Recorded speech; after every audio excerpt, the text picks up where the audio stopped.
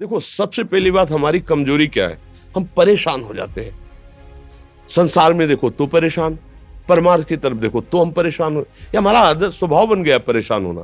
थोड़ा सा धैर्यवान बनो, गंभीर बनो। कोई इस भारी से भारी विपत्ति में परेशानी स्वीकार करके विपत्ति से थोड़ी निकला जाता। सुलझो, ठीक है, विपत्ति आई, समस्या आई, इसका समाधान होगा। ऐसा थोड़ी कि हमें नष्ट कर देगी।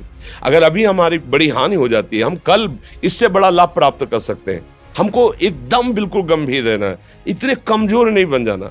अब वो गए तो क्या होगा, अब वो वस्तु गई तो क्या, पद गया तो क्या होगा। प्रयास किया था, ये पद मिला था, इससे बड़ा पद प्राप्त करूंगा, मैं इससे बड़ा महान बनूंगा।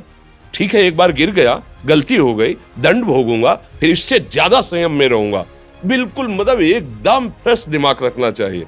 पर अपने लोग क्या है, जरा सी बात में एकदम पचड़ा कर लेते हैं, एकदम कमजोर हो जाते हैं। ये बिल्कुल ठीक नहीं है। हम जीवन भर की यात्रा की बात कह रहे हैं, भारी से भारी कष्ट में भी मुस्कुराना, तो हमें बल मिला है, हमें भगवान की कृपा का दर्शन हुआ है, हमें उनका दुलार दिखाई दिया है। अगर ऐसे तो भाग जाते हैं, फिर परमार्थ में थोड़ी चलना होता है। आज जो आप सुन करके लाभ लेने की चेष्टा कर रहे हो ना, ये केवल प्रवचन नहीं है, ये जीवन है। अगर ये जिए ना होते ना तो ये इसका प्रभाव नहीं पड़ता, फिर वाणी का प्रभाव नहीं पड़ता। हम इसीलिए कहते हैं, जैसे आप लोग एकदम परेशान हो जाते हैं, जब बोलो क्या हमसे ज्यादा परेशानी होगी? दोनों किडनी खराब, दवाई लाने के लिए पैसे नहीं, पानी रखा है हम उठ के पी नहीं सकते, भीषण शरीर में कष्ट, भीषण बुखार, क्योंकि किडनी फेल, जरा में बुखार, खाने को क्या, रोटी मांग के लाओ। अगर वहां सब्जी मिलती है तो लाल मिर्च ऐसी पड़ के मिलती थी कि वो पा नहीं सकते थे। आप सोचो, पानी लाना है तो मुझे लाना है, पीना है तो मुझे पीना है। अगर मैं हारता तो कहां पहुंच जाता, क्या स्थिति होती? नहीं, मरना है। पर कदम पीछे, कोई दिन ऐसा नहीं जिस दिन सेवा ना की हो, जिस दिन सेवा ना गए हो। गुरु जी की सेवा में जाना है, पहले अपने को स्वस्थ साबित करना है, नहीं वो सेवा नहीं लेंगे।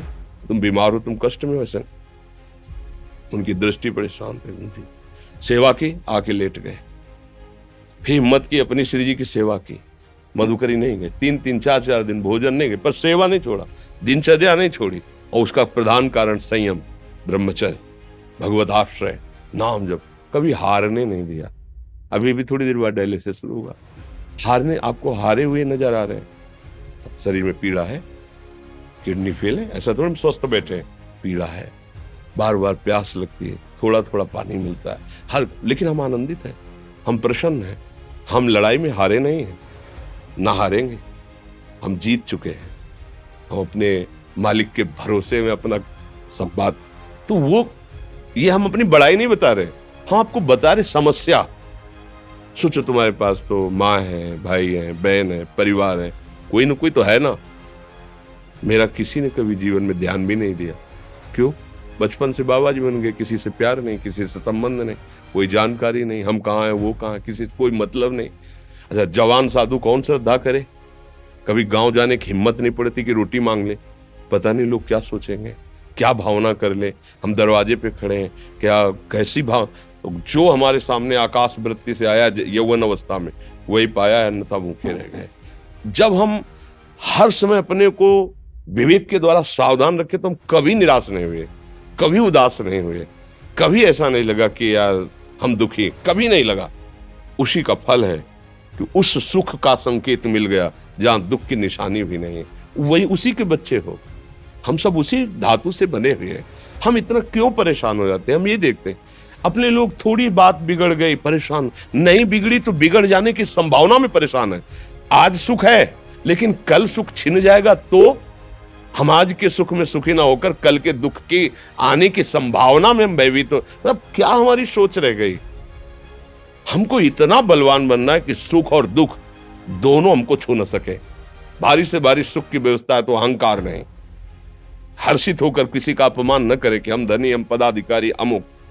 भारी से भारी दुख आया तो हमें किसी के सहयोग की जरूरत नहीं, हम फिर अपने कदम बढ़ाएंगे, हम फिर जुड़ी हुई अपनी भावनाओं को सजाएंगे। मस्त जीवन एकदम। तुम अविनाशी के बच्चे हो। शेर का बच्चा भेड़ों के बीच में फंसकर म्यों म्यों बोल रहा है, बस अगर दहाड़ना सीख जाए तो कोई भी उसे परास्त नहीं कर सकता। ऐसे भगवद अंश, तू प्रपंच में फंसकर अपने को इतना दीन क्यों देख रहा है? तू ऐसा है कि भगवान के दिव्यास्त्र में भी ताकत नहीं तेरे को मार सके। तू अविनाशी का अविनाशी बच्चा है। विनाशी भोगों को, विनाशी शरीर को मैं मान के इतना भयभीत, इतना दुख ठीक नहीं। ये सबके लिए, केवल एक के लिए नहीं। आप समझो, आप लोग सोचते हैं हम गृहस्थ होकर भला ऐसी स्थिति कैसे। जनक जी सुखदेव जी के गुरु हैं और राजा हैं, महल है, रानियां हैं, नौकर है, चाकर। क्या सुखदेव जी जिनके शरीर में लंगोटी भी नहीं है, दिगंबर, परमहंस, परमहंस के गुरु हैं जनक जी जो राजा हैं। समझो, आप ऐसा ना सोचे कि हम नौकरी कर रहे हैं, हम संसार में, हम गृहस्थ हैं, हम आध्यात्मिक की ऊंचाई पर नहीं चढ़ सकते। नहीं, आप एक सरकारी नौकरी या आप किसानी या व्यापार करते हुए आप एक अध्यात्म की ऊंचाई में चढ़ सकते हैं। और अध्यात्म ही है जो तुम्हें इस माया के दुख सुख से ऊपर उठा सकता है। दूसरा, चाहे जितनी संपत्ति आ जाए, आप सुखी नहीं हो सकते। सब देख लो, आंख खोल के देख लो। अध्यात्म ही है जो तुम्हें हर कष्ट सहकर मुस्कुराकर जीने का रास्ता बता देगा कि आप आनंदित हो जाओगे। कुछ नहीं बिगड़ा। अध्यात्म है तो कुछ नहीं बिगड़ा, अध्यात्म नहीं है तो कुछ नहीं बना, कुछ हाथ नहीं लगने वाला।